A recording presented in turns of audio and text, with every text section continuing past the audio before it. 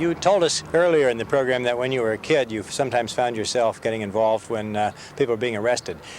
Do you ever come here anymore to the police department to help bail out a friend or intervene when somebody's in some kind of now snafu? When I come to the police department, I'm in the chief's office. In the old days, when I came to the police department, I was locked up in the basement. You know, and the only problem is that our police is not used as a retention center anymore. We don't hold people there. That's true. Most of our people are carried over to the county jail.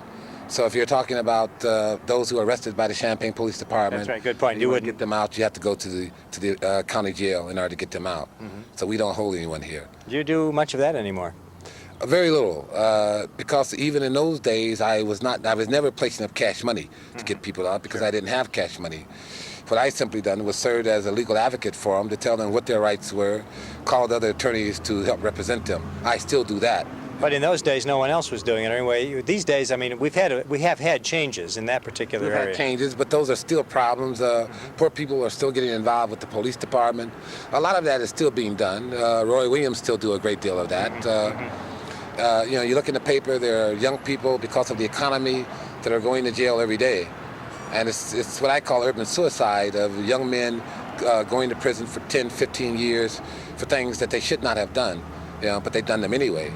That's a result of poor quality of education, lack of employment, and a certain drabness that young people have, particularly about the community that we have looked at. You know, it doesn't give them a good feeling for a future. And I think that's going to continue until we guarantee quality education for all children, and until this economy improves, and we get some Democrats back into, you know, the Senate and a Democrat into the White House. You know, I don't nothing like partisan politics right in the middle of all this. I think that was a legitimate comment. Yeah. John Lee, you've taken us on kind of a tiring tour, but fortunately we have this very nice curb here to sit on. Of course, we're no longer in Northeast Champaign. In fact, no, we're in Northwest Champaign now. Northwest Champaign. In fact, that's the YMCA over there, and all right. We're not far from Champaign Central High School, and we're not far from Westside Park. Tell me about these nice curbs. These curbs are part of the city curb and gutter program, which was inaugurated last year, in which the council appropriated $1 million of urban renewal dollars to do this. Well, this is urban renewal. This is urban renewal money. In the 82-83 budget, there is $400,000 to continue this job and to do curbs and gutters in Campus Town and downtown Champaign. Now let's think about those houses up there that you haven't had any luck in getting them to start building. We're talking about 60 units. 60 units. Figuring that they cost an average of, say, $50,000, we could do that for $3 million, or just twice what the curbs and gutters are costing. That's what I complained before the Champaign City Council, that the continued use of the urban renewal dollars for projects such as this will guarantee that the Oak Ash retention area will continue to be vacant. Now, the problem is that you can't get the council to understand that, or I haven't had any luck up to this point, that I think that there's a feeling by some council members that they need to balance, you know, those funds. Some of them have complained about the continued expenditures of the community development dollars in the black community and poor community, and they feel that it's time that high-income areas get a piece of the action. But I think that by making those kinds of assumptions, they're assuming that the people in these neighborhoods are crying for these dollars and don't care what happens in Northeast Champaign.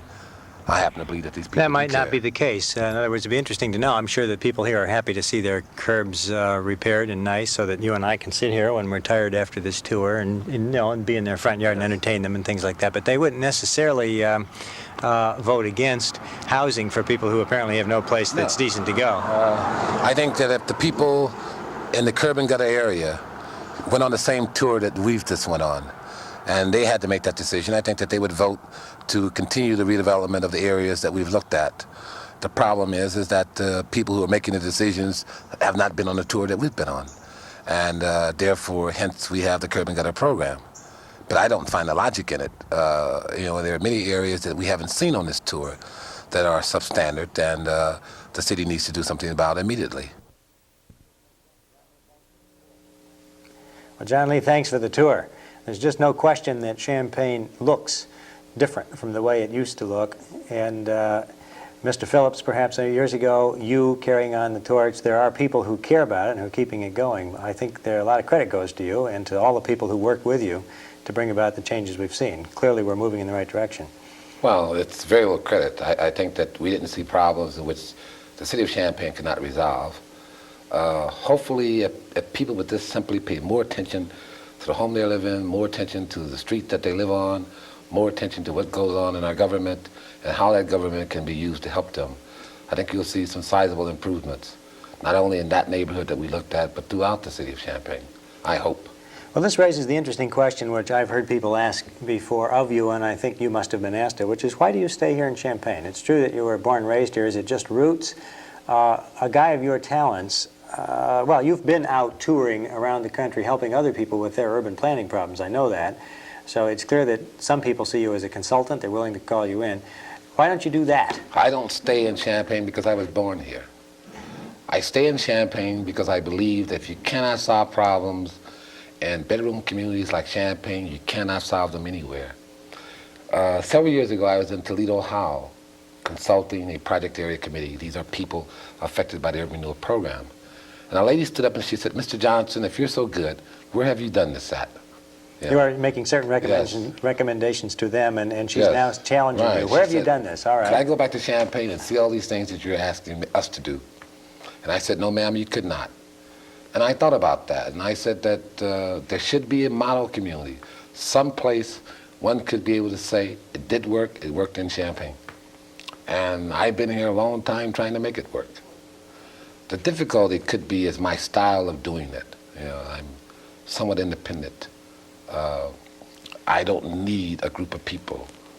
I don't go out and fill rooms up and getting people clamoring and saying, do what John Lee says.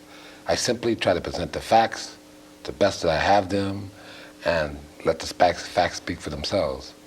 Well, you've always found somebody to listen, but then I guess the question is, has it been enough? Do you feel that the pace of progress that you've seen as a result of your particular efforts is enough to satisfy you, or would it have been different if you'd had a different style? Have you ever regretted that you weren't a fire-burning politician type, in the sense that of somebody who appeals to the electorate in a big way and gets elected with lots of people cheering you on? No, I had that responsibility when we had a lot of gang violence in Champaign, and I had at that time the Northeast Champaign Black Liberation Movement, which was comprised primarily of young people.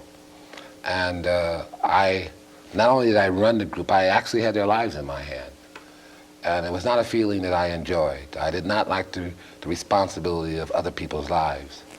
I decided that the movement had to move from people who got up and who stirred people emotionally to technocrats, to people who actually possess facts, who know how to use those facts, and who understood the relationship of those facts to the governmental units that were controlling them. So I organized technical centers, you know, and begin to look at how information should be given to people like myself and people who are affected by problems. No, I've thought about that a lot. You really believe in a marketplace of ideas, and you really believe that in the end government should be run by ideas and not emotions. True. Emotions get people killed. And in fact, you can cut on your TV on any news day and see people dying as a result of emotional reactions. But you asked me earlier, have things went quick enough for me?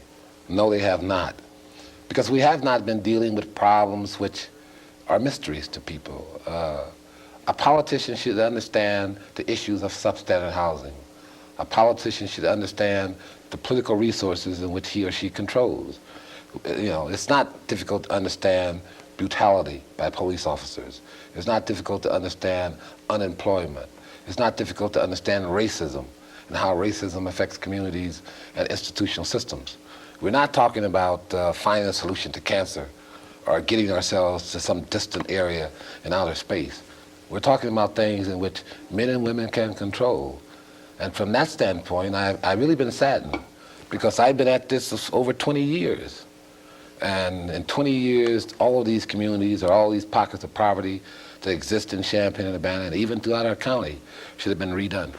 Well, now, your career has taken you on whatever path seemed to you at the time to give you the best chance to be heard. And you did indeed run for office. You were a member of the council twice. Why did you leave the city council? Well, I had one